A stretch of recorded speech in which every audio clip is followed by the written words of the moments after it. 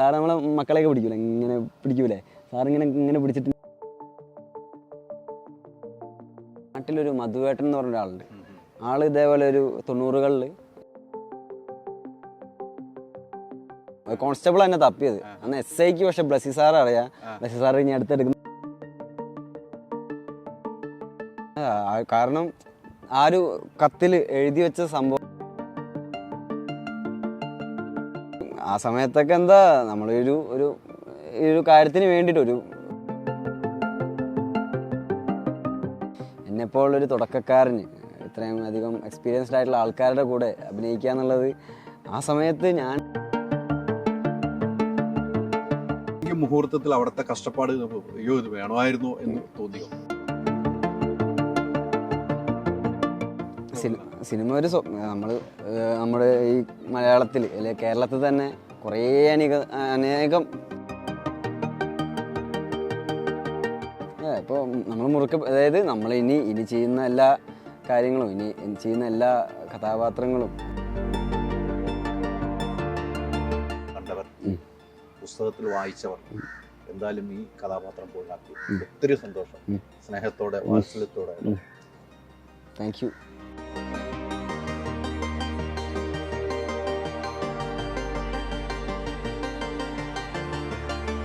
ഓക്സിജനിൽ വമ്പിച്ച വിലക്കുറവുമായി കേരളം കൂളാകും AC discount sale. Oxygen, the cooling expert.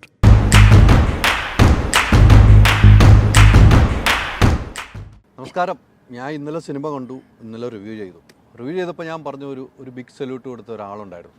പൃഥ്വിരാജിനോടൊപ്പം തന്നെ അതേ രീതിക്ക് അഭിനയിച്ച് ചോദിച്ച നമ്മുടെ പ്രിയപ്പെട്ട ഹക്കീം, ഗോകുൽ എന്ന് സ്നേഹത്തോടെ വിളിക്കുന്ന, ഞാൻ ഹക്കീമെന്ന് വിളിക്കുള്ളൂ, ആ ഹക്കീമാണ് എന്നോടൊപ്പം. ഹക്കീം, ഹലോ.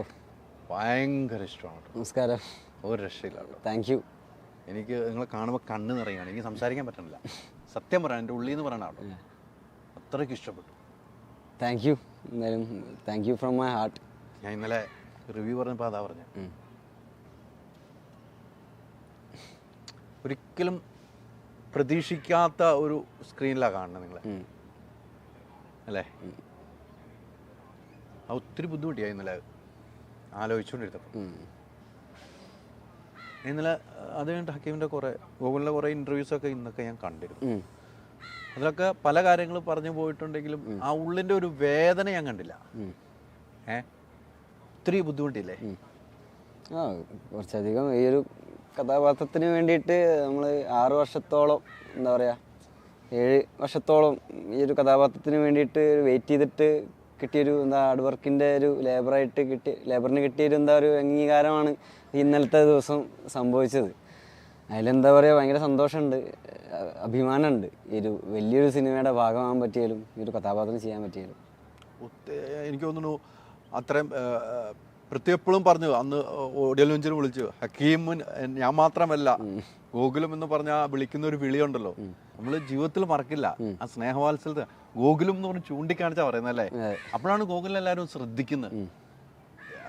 അത്രയും സിനിമ കഴിയണവരെ ഗോകുലിനെ പുറത്തേക്ക് കൊണ്ടുവരാനും പറ്റില്ലല്ലോ, പൊതിഞ്ഞു വെച്ചേക്കുവാണല്ലോ ബ്ലസി സാറിനെ. അതെ, പുറത്തേക്ക് കൊണ്ടുവരാൻ പറ്റില്ലല്ലോ.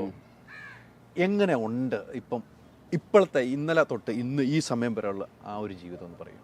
ഇന്നലെ ആ വനിതയിൽ സിനിമ കഴിഞ്ഞ് വന്ന ആ സമയം മുതൽ ഒരു ഓവർവെൽമിംഗ് ആയിട്ടുള്ള കുറേ റെസ്പോൺസുകളാണ് എനിക്ക് കിട്ടിക്കൊണ്ടിരിക്കുന്നത്. ഇങ്ങനെ കോൾസ് ഇങ്ങനെ വന്നുകൊണ്ടിരിക്കുകയാണ് ഫോണിൽ. ഇപ്പോൾ കുറച്ച് മുന്നേ എനിക്ക് തോന്നുന്നത് കുറച്ച് മുന്നേ വരെ ഇപ്പോഴും വന്നുകൊണ്ടിരിക്കുകയാണ് കോളുകളും ടെക്സ്റ്റുകളും. ഇൻസ്റ്റഗ്രാമിലും വാട്സാപ്പിലും എല്ലാം എൻ്റെ വേണ്ടപ്പെട്ടവരും എന്നെ അറിയാത്തവരും കുറേ പേര് വിളിക്കുന്നുണ്ട്, അഭിനന്ദനങ്ങൾ അറിയിക്കുന്നുണ്ട്. എന്താ പറയുക, കുറേ കാലമായിട്ട് എന്താ പറയുക, ആഗ്രഹിച്ച ഒരു കാര്യം കൈപ്പിടിയിൽ കിട്ടി എന്നുള്ളൊരു സന്തോഷമുണ്ട്. എന്താ പറയുക, ആഗ്രഹിച്ച ഒരു സംഭവം കിട്ടി എന്നുള്ള, ഇനിയിപ്പോൾ അത് മുറുക്കെ പിടിക്കുക എന്നുള്ളതാണ് തീർച്ചയായിട്ടും ചെയ്യാനുള്ളത്. പക്ഷെ അത് മുറുക്കെ പിടിക്കേണ്ട ബാധ്യത നമ്മുടെയാണ്, അല്ലേ? മുറുക്കെ പിടിച്ചാലുള്ള നമുക്ക് പിടിച്ചു നിൽക്കാൻ പറ്റുള്ള സിനിമാ മേഖലയിൽ നിന്ന് കൃത്യമായിട്ട് അറിയാവുന്ന ഒരാളുമാണ്, അല്ലേ? ഇപ്പോൾ നമ്മൾ അതായത് നമ്മൾ ഇനി ചെയ്യുന്ന എല്ലാ കാര്യങ്ങളും, ഇനി ചെയ്യുന്ന എല്ലാ കഥാപാത്രങ്ങളും അത്രയും ഈ കഥാപാത്രം ചെയ്ത പോലെ തന്നെ അത്രയും എഫേർട്ട് ഇട്ടിട്ടും എല്ലാ സിനിമയും എൻ്റെ ആദ്യ സിനിമ പോലെ തന്നെ ചെയ്യണമെന്നുള്ളൊരു മെൻറ്റാലിറ്റിയിലാണ് ഞാനിപ്പോൾ നിൽക്കുന്നത്. അത്രയും എഫേർട്ടും കാര്യങ്ങളും നമ്മുടെ കുറേ ഒരു ആക്ടർ ഉണ്ടല്ലോ നമ്മുടെ എക്സ്മാൻ ഫസ്റ്റ് ക്ലാസ്സിൽ അഭിനയിച്ച ഒരു ആക്ടർ ഉണ്ട്. അവരുടെ പേര് പ്രൊണൗൺസ് ചെയ്യാൻ കുറച്ച് ബുദ്ധിമുട്ടാണ്, അതുകൊണ്ട് പറയുന്നില്ല. അപ്പോൾ ആള് പറഞ്ഞിട്ടുണ്ട്, ഞാൻ എല്ലാ സിനിമ ചെയ്യുമ്പോഴും ഇപ്പോൾ അതിന് ഏത് വലിയ സിനിമയാവട്ടെ ചെറിയ സിനിമയാവട്ടെ ബഡ്ജറ്റ് വലുതാവട്ടെ ചെറുതാവട്ടെ, അദ്ദേഹം പറഞ്ഞ എല്ലാ സിനിമയ്ക്കും ഞാനിടുന്ന എഫേർട്ട് അത് എല്ലാ സിനിമയ്ക്കും ഒരേപോലെയാണ്. എല്ലാ സിനിമയ്ക്കും ഞാൻ ചെയ്യുന്ന ഹോംവർക്കുകൾ റിസർച്ചുകൾ എല്ലാം സിനിമയ്ക്കും ഒരേപോലെയാണ് ചെയ്യുന്നത്. അപ്പോൾ അതുപോലെ തന്നെ ഒക്കെ ഇനി വരുന്ന കാലങ്ങളിലും എല്ലാ കഥാപാത്രങ്ങളും എല്ലാം അതുപോലെ തന്നെ ചെയ്യാനാണ്. ഇപ്പം ക്യാവ്സ് മേക്ക് ദ മ്യൂസ് എന്നുള്ളൊരു സേയിങ് ഇല്ലേ, അതായത് ക്യാവ്സ്, അതായത് അൺസർട്ടേണിറ്റി ഇല്ലേ, ചലഞ്ചസ്, എല്ലാ കാര്യങ്ങളാണല്ലോ നമ്മുടെ ക്രിയേറ്റീവ് എൻഡേവേഴ്സിനൊക്കെ ക്രിയേറ്റീവ് ജേണിക്കൊക്കെ നമുക്ക് എന്താ പറയുക ഇൻസ്പിറേഷൻ ആവുക ഒരു ക്യാവ്സ് എന്ന് പറയുന്നൊരു സംഭവം. അപ്പോൾ അങ്ങനെ ഇനിയും ക്യാവ്സുകൾ ഉണ്ടായിക്കൊണ്ടിരിക്കട്ടെ, ഇനിയും ചലഞ്ചസ് ഉള്ള കഥാപാത്രങ്ങൾ എനിക്ക് കിട്ടിക്കൊണ്ടിരിക്കട്ടെ എന്നാണ് ഞാൻ പ്രതീക്ഷിക്കുന്നത്. നിങ്ങൾ രണ്ട് കണ്ടുമുട്ടിയപ്പോഴാണ് എൻ്റെ ഫീൽ തുടങ്ങിയത്. ആ 3 വർഷത്തിൽ ഇപ്പുറം ഒന്നായിരുന്നു അത്ര നേരം എനിക്കൊരു പ്രശ്നമില്ലാതെ അടി ഒലച്ചൊരു അത് എടുക്കുന്ന സമയത്ത് നമുക്കും ഉണ്ടായിരുന്ന ഒരു തരത്തിലൊരു വികാരം. ആ ഒരു സീൻ എടുക്കുന്ന സമയത്ത് നമ്മൾ തമ്മിലും ഉണ്ടായിരുന്നു അങ്ങനത്തെ ഒരു വികാരം. നമ്മളും ശരിക്കും അവിടുന്ന് കരഞ്ഞ് ഒരു ഗ്ലിസറിനൊന്നും വിടാത്ത ഞങ്ങളെ ഉള്ളിന്ന് പൊട്ടി വന്നൊരു കരച്ചിൽ തന്നെയാണ് അത് എനിക്കിപ്പോ ഉണ്ടായത്. അതെ, ഞാൻ അതാണ് എനിക്ക് അവിടം തൊട്ടാണ് നിങ്ങൾ ഇപ്പം ഗൂഗിൾ പറഞ്ഞില്ല, ആ അവിടം തൊട്ടാണ് എനിക്ക് തിയേറ്ററിൽ പിടിച്ചു നിൽക്കാൻ പറ്റാത്ത ഒരു അവസ്ഥയിലേക്ക് വന്നത്. അത് പിന്നീട് അങ്ങ് പോകുന്ന യാത്രയിലൊക്കെ അതല്ല എൻ്റെ മനസ്സിൽ. അത് എനിക്ക് ഇന്നലെ സിനിമ കണ്ടുപോയിട്ട് കുറെ കഴിഞ്ഞ് ഞാൻ റിവ്യൂ ചെയ്ത് കഴിഞ്ഞിട്ട് ആ റിവ്യൂ വീണ്ടും പോയി വീട്ടിൽ ഇരുന്ന് കേട്ട് ഞാൻ നിങ്ങളെ കുറിച്ച് പറയുമ്പോൾ എനിക്ക് ഫീൽ. അപ്പോൾ വൈഫ് എന്നോട് ചോദിച്ചത് എന്താ അവർ ഇങ്ങനെയാണ് ആ സിനിമ. ഇന്ന് ഇവിടെ വന്ന് ആദ്യം കാണുമ്പോൾ എനിക്കുണ്ടായാലും, പക്ഷെ വന്ന് ഇരുന്ന് കഴിയുമ്പോൾ എൻ്റെ കയ്യിൽ നിന്ന് പോയി. അതാണ് സത്യം. വീട്ടുകാരൊക്കെ എന്ത് പറഞ്ഞു? വീട്ടുകാർക്കൊക്കെ ഭയങ്കര പ്രൗഡാണ്. അവരൊക്കെ വിളിച്ചിട്ട് സിനിമ കഴിഞ്ഞ ഉടനെ അമ്മേനെ അങ്ങോട്ട് വിളിച്ച്, അവരിങ്ങോട്ട് വിളിച്ചിട്ടുണ്ടായിരുന്നു. കുറച്ച് തിരക്കുകളൊക്കെ കഴിഞ്ഞിട്ട് ഞാൻ അങ്ങോട്ട് തിരിച്ച് വിളിച്ചപ്പോൾ അവർ പറഞ്ഞു എന്താ proud to be your father, proud to be your mother, proud to be your brother. അപ്പോൾ വീട്ടിൽ നിന്ന് തന്നെ ഒരു വലിയൊരു അംഗീകാരം. അത് അവർക്കൊക്കെ ഞാൻ കൊടുത്തത് അഭിമാനം, എന്നെക്കുറിച്ച് ഓർത്ത് അഭിമാനിക്കാനുള്ള കുറച്ച് നിമിഷങ്ങൾ ഞാൻ കൊടുത്തതിൽ ഭയങ്കര സന്തോഷമുണ്ട്. ഫ്രണ്ട്സൊക്കെ എന്ത് പറഞ്ഞു? ഫ്രണ്ട്സൊക്കെ അവരൊക്കെ ഉണ്ടായിരുന്നു വനിതയിൽ ഒത്തിരി പേരുണ്ടായിരുന്നു സിനിമ കാണാൻ വേണ്ടിയിട്ട്. നാട്ടിൽ നിന്ന് വന്നതാണ്, ട്രെയിനൊക്കെ കയറി നാട്ടിൽ നിന്ന് സിനിമ കാണാൻ വേണ്ടിയിട്ട് വന്നതാണ്. അവരൊക്കെ ഭയങ്കര എക്സൈറ്റഡ്. അവർ എൻ്റെ ഗ്രോത്ത് ഇങ്ങനെ നോക്കിക്കൊണ്ട് നമ്മളെ ഇപ്പോൾ ഓരോ സോഷ്യൽ മീഡിയയിലേക്കുള്ള ഗ്രോത്തുകളും അതൊക്കെ അവരിങ്ങനെ നോക്കി വീക്ഷിച്ചുകൊണ്ടിരിക്കുകയാണ്. ഓരോ ഇൻ്റർവ്യൂ ഒക്കെ കണ്ടിട്ട് ഇൻ്റർവ്യൂ ഒക്കെ ഇങ്ങനെ ഓരോന്നിങ്ങനെ കണ്ടിട്ട് ഇതാപ്പൊന്ന് ഉച്ചയ്ക്ക് വിളിച്ചിട്ടുണ്ട്. അവർ നാട്ടിലേക്ക് തിരിച്ചു വന്ന് ഉച്ചയ്ക്ക് വിളിച്ചിട്ടുണ്ടായിരുന്നു. അപ്പോൾ അവരൊക്കെ ഇങ്ങനെ എൻ്റെ ഗ്രോത്ത് കണ്ടിട്ട് സന്തോഷിച്ചുകൊണ്ടിരിക്കുകയാണ്. ഇങ്ങനെ ഈ സിനിമയിലേക്ക് വിളിക്കുന്നത് ആരാണ്? സിനിമയിലേക്ക് വിളിക്കുന്നത് ഒരു ഓഡീഷന് വേണ്ടി വിളിക്കുന്നത് ഒരു അസിസ്റ്റന്റ് ഡയറക്ടറാണ്, അനൂപ് എന്ന് പറഞ്ഞിട്ട് ഒരു കാലത്ത് അസിസ്റ്റന്റ് ഡയറക്ടർ ഉണ്ടായിരുന്നു. ആളാണ് ഇതുപോലെ ശാന്തേട്ടൻ ഉണ്ട്, നാടകക്കാരൻ, നമ്മുടെ കോഴിക്കോടുള്ള ശാന്തേട്ടനെയാണ് വിളിക്കുന്നത്, ഒരു പയ്യനെ വേണമെന്ന് പറഞ്ഞിട്ട്. അങ്ങനെ വിളിച്ചപ്പോൾ ഫോട്ടോ അയച്ചു കൊടുത്ത് ഓഡീഷന് പോയി, അങ്ങനെ കിട്ടി. ഇതിനു മുമ്പ് സിനിമയിൽ വന്നു പോയിട്ടുണ്ട്. അതെ, ഇങ്ങനെ ഒരു വേഷങ്ങൾ ഇങ്ങനെ വന്നു പോയുള്ളൂ. സിനിമ ഒരു സ്വപ്നമായിരുന്നോ? സിനിമ ഒരു നമ്മുടെ ഈ മലയാളത്തിൽ അല്ലെങ്കിൽ കേരളത്തിൽ തന്നെ കുറേ അനേകം ചെറുപ്പക്കാരുണ്ട് സിനിമ സ്വപ്നം കണ്ട്. അതുപോലെ തന്നെ ഒരു സിനി ഫൈലാണ് ഞാൻ. ചെറുപ്പം മുതലേ കുറേയധികം സിനിമകൾ കാണും. എൻ്റെ വീട്ടിൽ തന്നെ എന്ന് പറയുകയാണെങ്കിൽ ഞാൻ ചെറിയ കുട്ടിയാകുമ്പോൾ തന്നെ എന്നെ തിയേറ്ററിൽ കൊണ്ടുപോയ വീട്ടുകാരാണ് എൻ്റെ വീട്ടിലുള്ളത്. അപ്പോൾ എൻ്റെ മുത്തശ്ശനൊക്കെ പണ്ട് സത്യൻ മാഷയൊക്കെ ആരാധകനാണ്, എൻ്റെ അമ്മയുടെ അച്ഛനൊക്കെ. അപ്പോൾ അമ്മേനെ ചെറുപ്പത്തിലെ സിനിമയെ കൊണ്ടുപോകുന്നത്. അപ്പോൾ ആ അമ്മയുടെ മകനാണല്ലോ ഞാനത്. അച്ഛനായാലും പണ്ടേ സിനിമകളൊക്കെ കാണുന്ന ആളാണ്. അപ്പോൾ അവരുടെയൊക്കെ ഇപ്പോൾ അവർ തന്ന കുറേ ചെറുപ്പം മുതലേ സിനിമകൾ കാണുകയും പിന്നെ നമ്മളെ മലയാളികളെ ഇടയിൽ ഒരു സിനിമാ ഡയലോഗ് പോലും പറയാത്ത ഒരു ദിവസം ഒരാളുണ്ടാവും. അതെ, നമ്മൾ മലയാളികൾക്ക് അറിയാലോ, എന്തെങ്കിലും ഒരു സിനിമാ ഡയലോഗ് ഒരു ദിവസം നമ്മൾ പറഞ്ഞില്ലെങ്കിൽ നമുക്ക് ഉറക്കം വരില്ല എന്നുള്ളൊരു അങ്ങനെയാണല്ലോ. അപ്പോൾ അതുപോലെ തന്നെ സിനിമ സ്വപ്നം കണ്ട് അഭിനയം ഉള്ള ഒരു സ്വപ്നമായിട്ട് കൊണ്ടു നടക്കുന്ന ഒരു ആളായിരുന്നു ഞാൻ. കഥ കേട്ട് ഇഷ്ടപ്പെട്ടു അഭിനയിക്കാൻ പോയി നമ്മുടെ സ്വപ്നമാണ്. ഏതെങ്കിലും മുഹൂർത്തത്തിൽ അവിടുത്തെ കഷ്ടപ്പാട് അയ്യോ ഇത് വേണമായിരുന്നോ എന്ന് തോന്നിയോ? ഇല്ലില്ല, ഇത് നമുക്കൊരു അവസരം കിട്ടി. അത് നമ്മളെ സ്വപ്നങ്ങളിലേക്ക് എത്താനുള്ളൊരു അവസരം, വലിയൊരു അവസരം, അതും വലിയൊരു അവസരം. അത് ഇത്രയും വലിയൊരു പ്രൊജക്റ്റ്, ഇത്രയും വലിയൊരു വേൾഡ് ക്ലാസ് പ്രൊഡക്റ്റിലേക്ക് എന്നെപ്പോലുള്ളൊരു തുടക്കക്കാരന് ഇത്രയും അധികം എക്സ്പീരിയൻസ്ഡ് ആയിട്ടുള്ള ആൾക്കാരുടെ കൂടെ അഭിനയിക്കുക എന്നുള്ളത് ആ സമയത്ത് ഞാൻ അങ്ങനെ ചിന്തിക്കാൻ പാടില്ലല്ലോ. സ്വാഭാവികമായിട്ട് ചിന്തിച്ചോന്ന് പറഞ്ഞാൽ ഏറ്റവും വലിയ പാളിച്ചായിരിക്കും. അതെ, എൻ്റെ കാരണം എൻ്റെ സ്വപ്നം സാക്ഷാത്കരിക്കാൻ എനിക്ക് കിട്ടിയൊരു അവസരമല്ലേ, അത് ഞാൻ മാക്സിമം ഉപയോഗിക്കുക എന്നുള്ള മെൻറ്റാലിറ്റി ആ സമയത്തുണ്ടായുള്ളൂ. അതിനുവേണ്ടി എന്താ പറയുക, എൻ്റെ കയ്യിലുള്ള എല്ലാം കൊടുക്കുക എന്നുള്ളൊരു മെൻറ്റാലിറ്റി ഉണ്ടായിട്ടുള്ളൂ. അല്ലാതെ ഒരിക്കലും ഞാൻ റിഗ്രറ്റ് ചെയ്തിട്ടില്ല ഈ ഒരു. മുടിയൊക്കെ ഒറിജിനലായിട്ട് വളർത്തും അല്ലേ? നമ്മൾ ശരീരം മൊത്തം പോയി, ഈ ശരീരത്തിൽ ഒന്നും പോകാനില്ലായിരുന്നു അല്ലെ? നമ്മൾ അന്നും ഇങ്ങനെ തന്നെയായിരുന്നു. നമ്മളൊരു പണ്ടൊന്നും ഇതാണ് നമ്മളെ ബോഡി, വീണ്ടും ക്ഷീണിക്കുന്നു, മുടി വളർത്തുന്നു. അതൊക്കെ കണ്ടു കഴിയുമ്പോൾ, മുടിയൊക്കെ വളർത്തിയ ഫോട്ടോ ഒക്കെ കണ്ടു കഴിയുമ്പോൾ എന്താണ് തോന്നിയത്? മുടിയൊക്കെ വളർത്തിയ ഫോട്ടോ അല്ല, ഞാൻ ജീവിച്ച കാലഘട്ടങ്ങളിൽ ഞാൻ ജീവിച്ചതാണല്ലോ. നോക്കുമ്പോ നമ്മള് കണ്ണാടിയുടെ മുമ്പിലേക്ക് നോക്കുമ്പോ അത് ആ സമയത്തൊക്കെ എന്താ ഒരു കാര്യത്തിന് വേണ്ടിയിട്ട്, ഒരു ലക്ഷ്യത്തിന് വേണ്ടിയിട്ട് ഇറങ്ങി തിരിച്ചതാന്നുള്ളൊരു ബോധം തന്നെ അത്.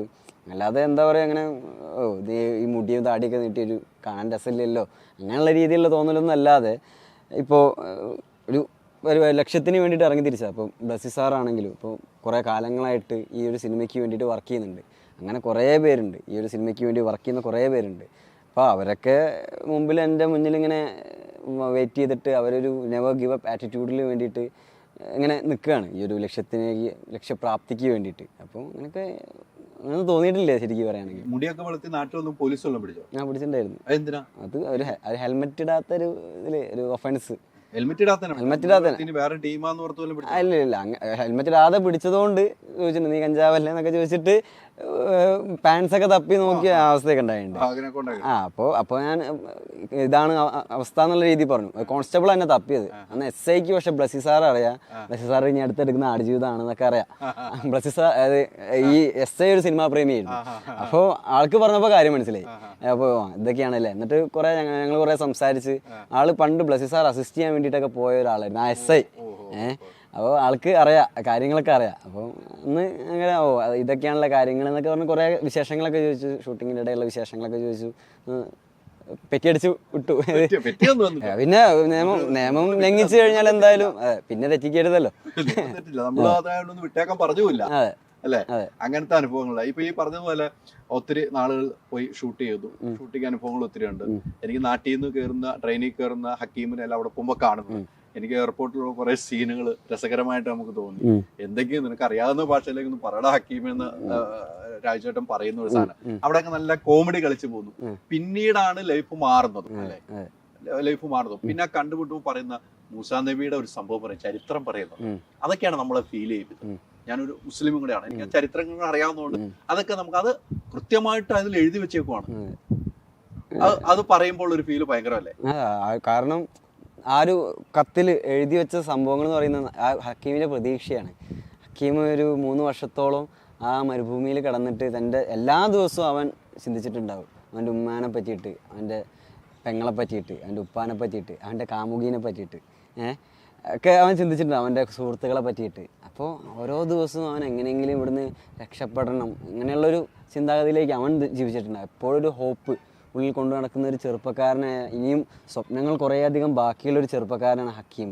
അപ്പോൾ അവൻ്റെ ഒരു ഇതിൽ ആ ഒരു ഇബ്രാഹിം ഖാദരി എന്നുള്ള ആൾ വന്നപ്പോൾ അവൻ്റെ ഉള്ളിലുള്ള കുറേ കാലങ്ങളായി ഉറങ്ങിക്കിടന്നൊരു സന്തോഷം ഉണരുകയാണ് ചെയ്തത്. അപ്പോൾ ആ സന്തോഷമാണ് ശരിക്കും ആ ഒരു കത്തിലൂടെ മൂസാ നബിയെ ഉപമിച്ചതും. ആള് നമ്മൾ രക്ഷിക്കാൻ വന്നൊരു പ്രവാചകനായിട്ടാണ്. അത് ആ ഡയലോഗ് പറയുമ്പോ ഉണ്ടല്ലോ, സന്തോഷം കൊണ്ടും എന്നാ ഉള്ളിൽ ദുഃഖം കൊണ്ടും പറയുന്ന പോലെയാണല്ലോ ആ ഫീൽ ചെയ്തങ്ങനെ അല്ലേ? അത് കഴിഞ്ഞിട്ട് നമ്മൾ യാത്ര ചെയ്യുന്ന സമയത്ത് എനിക്ക് പിന്നീട് തോന്നിയ ആ വെള്ളം കാണുന്ന ആ ദിശ കാണുമ്പോൾ ഒരു ഓട്ടം ഉണ്ടല്ലോ, ഹക്കീമിന്റെ ഒരു ഓട്ടം ഉണ്ടല്ലോ, ഒരു തുള്ളി വെള്ളത്തിന് വേണ്ടിയുള്ള ഓട്ടം. അതൊക്കെ ഒറിജിനലായി മാറുവാണ്. അവിടെയും വെള്ളം കുടിക്കാൻ വളരെ ചുരുക്കം കിട്ടുന്നുള്ളൂ. എന്നോട് ഇപ്പൊ പറഞ്ഞുള്ളവര് അത് ഒരു വല്ലാത്തൊരു ഫീൽ അല്ലായിരുന്നു. അപ്പൊ ആ കണ്ടുനിന്നവരൊക്കെ എന്താ പറഞ്ഞത്? ഷൂട്ടിംഗ് കണ്ടുനിന്നവരൊക്കെ ഉണ്ടല്ലോ, അവരൊക്കെ എന്താണ് പറഞ്ഞത്? ആ വെള്ളം കുടിക്കാൻ പോയ സീക്വൻസിന്റെ സമയത്ത് സുനിലേട്ടനുണ്ടല്ലോ, നമ്മുടെ DOP സുനിലേട്ടനൊക്കെ പറഞ്ഞു, അപ്പൊ അത് ഞാൻ ആ ഓടിപ്പോന്നൊരു കണ്ടിട്ട് ആ ഒരു ആക്രാന്തം ആ വെള്ളം കിട്ടാത്തതിലുള്ളൊരു ആർത്തി ഉണ്ടല്ലോ, അത് വെള്ളം കിട്ടി ഒരു ദിവസത്തോളം വെള്ളം കുടിക്കാതെ നിന്നിട്ടാണ്, ഭക്ഷണം കഴിക്കാതെ നിന്നിട്ടാണ് അവൻ ആ വെള്ളം കണ്ട പോലെ ഫീൽ ചെയ്യുന്നത്. അപ്പോൾ അത് അങ്ങനെ ആ ഒരു രീതിയിൽ ചെയ്തപ്പോൾ ഇവർക്കൊക്കെ എന്താ പറയുക, എന്താ പറയുക, അവന് വെള്ളം കിട്ടാനുള്ള ഒരു ടെൻഡൻസി, ആ ഒരു ദാഹം അവർക്കത് ഫീൽ ചെയ്തെന്നൊക്കെ പറഞ്ഞിട്ട് കോംപ്ലിമെന്റ് ചെയ്തിട്ടുണ്ടായിരുന്നു. അല്ല, അതാ എനിക്കത് തോന്നി, അത് അങ്ങനെ ചെയ്തത് സ്വന്തം ചെയ്ത പോലെ എനിക്ക് തോന്നിയത്. ഞാൻ ആ ചോദിച്ച കറക്റ്റായിട്ട് ഇവരെന്ത് പറഞ്ഞു എന്ന് ചോദിച്ചതാണ്. ഇവരാരും എന്നോട് പറഞ്ഞ കാര്യമല്ല പറഞ്ഞത്.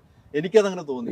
ഇപ്പൊ ബ്ലസ്സി സാറാണെങ്കിലും ആ സമയത്ത് ആ ഒരു ഓട്ടം ഇല്ലേ, ആ ഒരു ഓട്ടം എന്താണ്, നിനക്ക് സന്തോഷമുണ്ട്, എനിക്ക് തന്ന ഇൻപുട്ട് ഇങ്ങനെയാ, എനിക്ക് വെള്ളം കണ്ടതിന് സന്തോഷമുണ്ട്, അപ്പോൾ അങ്ങനെ ആ ഒട്ടകത്തിന് അയാളെ ഓടുകയാണ് എന്ന് പറഞ്ഞു. ഇത് അങ്ങനെ ഒരു രീതിയിൽ ഇൻപുട്ട് വന്നു. അത് പിന്നെ നമ്മൾ ക്യാമറയുടെ മുമ്പിൽ ഒരു സംഭവം ചെയ്തപ്പോൾ എന്തോ ഒരു രീതിയിൽ ശരിയായി പോയി. അതായത് എന്താ പറയുക, ആ ഒരു ഇമോഷനും ആ സമയത്ത് ഹക്കീം ചിന്തിക്കുന്ന പോലെ ചിന്തിച്ച് നമ്മളെ മനസ്സിലിട്ട് ഒന്ന് കറക്കിയെടുക്കുമല്ലോ എന്തായാലും. അതുപോലെ ഒന്ന് ചെയ്തു നോക്കിയപ്പോൾ ശരിയായി പോയി. ആ സാഹചര്യവും അതുപോലത്തെ ഒരു സാഹചര്യമായിരുന്നല്ലോ. പൃഥ്വിരാജ് എന്താണ് പറഞ്ഞത്? ഇത് കണ്ടിട്ട് ഇന്നലെ ഓഫീസിൽ വന്നിട്ടുണ്ടായിരുന്നു. ഉണ്ടായിരുന്നു. ഞങ്ങള് കണ്ടപ്പോഴേ കെട്ടിപ്പിടിച്ചിട്ട് എടാ സൂപ്പർ സ്റ്റാർ ആയല്ലോടാ, ഭയങ്കര സന്തോഷമൊക്കെ ഉണ്ടായിരുന്നു. ഇവിടെ ഇനിയും ഉയരങ്ങളിലൊക്കെ എത്തും എന്നുള്ള എല്ലാ ആൾ തന്നെ പറഞ്ഞിട്ടുണ്ടല്ലോ, ഞാൻ ചെയ്ത എല്ലാ കാര്യങ്ങളും അവനും ചെയ്തിട്ടുണ്ട്, ആൾ തന്നെ സപ്പോർട്ടുണ്ട്. അപ്പോൾ എല്ലാ പാരിതോഷികങ്ങളും എല്ലാ അനുഗ്രഹങ്ങളും അവൻ ഉണ്ടാവട്ടെ എന്ന് ആത്മാർത്ഥമായിട്ട് ആഗ്രഹിക്കുന്ന ഒരാളാണ് എന്നാണ് രാജുവേട്ടൻ പറഞ്ഞിട്ടുള്ളത്. ആ ഒരു സ്നേഹം ചെറിയൊരു നോട്ടത്തിൽ കൂടിയും ചെറിയൊരു ആ ഹഗ്ഗിൽ കൂടിയും കിട്ടിയ സ്നേഹം വളരെ എന്താ പറയുക, പ്രൈസ്ലെസ് ആണ്. ബ്ലസ്സി സാറിൻ്റെ അടുത്ത് ഇന്നലെ പോയിട്ട് ഞാൻ പോയപ്പോൾ ആദ്യം പോയിട്ട് കെട്ടിപ്പിടിച്ചിട്ട് ഒരു ഉമ്മ കൊടുത്ത്.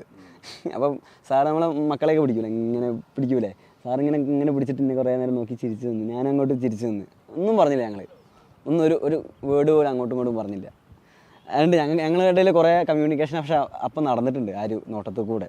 അത് നമുക്കറിയാം, അതിൻ്റെ ഉള്ളിൽ നമുക്കറിയാമല്ലോ, നമുക്ക് പ്രിയപ്പെട്ടവരുടെ കൂടെ ഉണ്ടാകുമ്പോഴുള്ളൊരു ഫീലിങ് എന്താ പറയുക, പ്രൈസ്ലെസ് ആണ്. അതൊക്കെ ഭയങ്കര സന്തോഷം ഉണ്ടായിരുന്നു. അതൊക്കെ ഹക്കീമിന്റെ ഇപ്പം ആടുജീവിതത്തില് നജീബുണ്ട്, നജീബിനെ കണ്ടാണ് ഹക്കീം എന്ന കഥാപാത്രം ആരായിരുന്നു എന്ന് ചിന്തിച്ചിട്ടുണ്ടോ? അങ്ങനെ നമ്മൾ ഇതിലിപ്പം നജീബിന്റെ ജീവിതമാണല്ലോ ഇത്, നജീബിന്റെ ഫ്രണ്ടാണ് ഹക്കീം. അങ്ങനെ ഒരാളെ കണ്ടിരുന്നോ? അങ്ങനെ ഒരാള് ശരിക്ക് അങ്ങനെ ഒരാളെന്ന് പറയുകയാണെങ്കിൽ ഇപ്പൊ നജീബിക്ക മാത്രം നമ്മുടെ മുമ്പിൽ എന്താ ഉദാഹരണമായിട്ട് ഇപ്പോൾ ഉള്ളൂ. ഹക്കീമിന് എപ്പോഴും എവിടെയുള്ളതെന്ന് നമുക്ക് ആർക്കും അറിയില്ല. അപ്പോൾ അങ്ങനെ ഒരാളെ മുന്നിൽ നേരിട്ട് കണ്ടിട്ടുണ്ടോയെന്ന് ചോദിച്ചു കഴിഞ്ഞാൽ നജീബിക്ക ഒരു ഉദാഹരണമാണല്ലോ. പിന്നെ എൻ്റെ നാട്ടിലൊരു മധുവേട്ടൻ എന്ന് പറഞ്ഞ ഒരാളുണ്ട്. ആൾ ഇതേപോലെ ഒരു 90കളിൽ ഇതുപോലെ പുറത്തേക്ക് പോയ ഒരാളാണ്. അപ്പോൾ ആൾക്കും ഇതേപോലെ സമാനമായിട്ടുള്ളൊരു അവസ്ഥ ഉണ്ടായിട്ടുണ്ട് നാട്ടിലുള്ള. അപ്പോൾ ആൾ അവിടെ എൻ്റെ അതേ ഒരു വയസ്സ്, ആ ഒരു ചെറുപ്പം, ഒരു 18-ാം വയസ്സിലെങ്ങാനാണ് അന്ന് ആൾ പോയത് പണിയെടുക്കാൻ വേണ്ടിയിട്ട്. അവിടെ എന്നിട്ട് ആൾ ഇതുപോലെ സ്റ്റക്കായിപ്പോയി. ഇതുപോലെ ആടുജീവിതമല്ല, അവിടെ ഒട്ടകങ്ങളും പിന്നെ കുറേ ഫാമുകൾ, കുറേ ജീവികളുള്ള ഒരു ഫാമായിരുന്നു. അപ്പോൾ ആൾ പറഞ്ഞ കുറേ കഥകളുണ്ട്. ആൾക്ക് പെപ്സിയും കുബൂസും ഒക്കെയാണ്. അങ്ങനെ പിന്നെ ആളെ ഇരുത്തിയിട്ട് അടിക്കുക, അങ്ങനെ ഭയങ്കര പീഡനങ്ങളൊക്കെ ആൾ അനുഭവിച്ചിട്ടുണ്ടായിരുന്നു. അതൊക്കെ ഞാൻ ഈ ഒരു ഷൂട്ടിന് മുന്നേ അങ്ങനെ ഒരാളുണ്ടെന്ന് പറഞ്ഞപ്പോൾ, നാട്ടിലുണ്ടെന്ന് പറഞ്ഞപ്പോൾ ആളെ പോയി കാണുകയും ആളോട് കുറെ കാര്യങ്ങളൊക്കെ ചോദിക്കുകയൊക്കെ ചെയ്തിട്ടുണ്ടായിരുന്നു. അതാണ് ഞാൻ ചോദിച്ചത്, നമുക്കൊന്ന് മനസ്സിലൊരു പഠിക്കണമല്ലോ. അപ്പോൾ ആളോട് കഥകളൊക്കെ ചോദിച്ചപ്പോൾ ആൾ പറഞ്ഞ കഥകളിൽ ആള് പറഞ്ഞ ഇമോഷൻസ് ഇല്ലേ, ആളുടെ സ്വന്തം കഥ പറയുമ്പോൾ ആൾക്കുണ്ടായ ഒരു ഇമോഷൻ ഉണ്ട്, നമുക്ക് തരുന്നൊരു ഇമോഷൻ ഇല്ലേ, നമുക്ക് ഫീൽ ചെയ്യുന്നൊരു ഇമോഷൻ ഇല്ലേ, ആ ഒരു ഇമോഷനാണ് ഞാൻ ഹക്കീമിന് ആ ഇമോഷൻ എന്താണോ അതാണ് ഞാൻ കൊടുക്കാൻ ഞാൻ വേണ്ടിയിട്ട് ശ്രമിച്ചത്. എനിക്ക് തോന്നിയ ഇമോഷൻ എന്താണോ ആ ഇമോഷനാണ് ഞാൻ കൊടുക്കാൻ വേണ്ടിയിട്ട് ശ്രമിച്ചത്. ഞാൻ അത് എന്താ പറയാ, വിജയിച്ചു എന്ന് പ്രതീക്ഷിക്കല്ലേ? വിജയിച്ചു 100-ന് അപ്പുറത്തേക്ക് മാർക്ക്. എത്ര മാർക്ക് ഒരാൾക്ക് തരാമെന്ന് വെച്ചാൽ ഏറ്റവും കൂടുതൽ മാർക്ക് തരും ഹക്കീം എന്ന കഥാപാത്രത്തിന്, ഗോകുൽ എന്ന ഞങ്ങളുടെ കേരളത്തിന്റെ അഭിമാനപുത്രന്. എനിക്ക് പറയാൻ പറ്റില്ല, എനിക്ക് അതൊക്കെ പറയുമ്പോൾ ഫീലാവും. ഒത്തിരി സന്തോഷം. ഇനി ഒത്തിരി വിവരങ്ങളിലേക്ക് പോകണം, നല്ല നല്ല സിനിമകൾ ചെയ്യണം. അന്നും ഇന്നും ഇതേപോലെ എളിമയോടുകൂടി മലയാളി പ്രേക്ഷകർ മുമ്പിൽ കാണണം. കാണാൻ ആഗ്രഹിക്കുന്ന ഒരു കഥാപാത്രമാണ്. ജീവിതത്തിൽ ഒരാളുടെ മനസ്സിൽ നിന്നും ഹക്കീം എന്ന കഥാപാത്രം പോകില്ല. സിനിമ കണ്ടവർ, പുസ്തകത്തിൽ വായിച്ചവർ എന്തായാലും ഈ കഥാപാത്രം പോലാക്കി. ഒത്തിരി സന്തോഷം. സ്നേഹത്തോടെ, വാത്സല്യത്തോടെ. Thank you.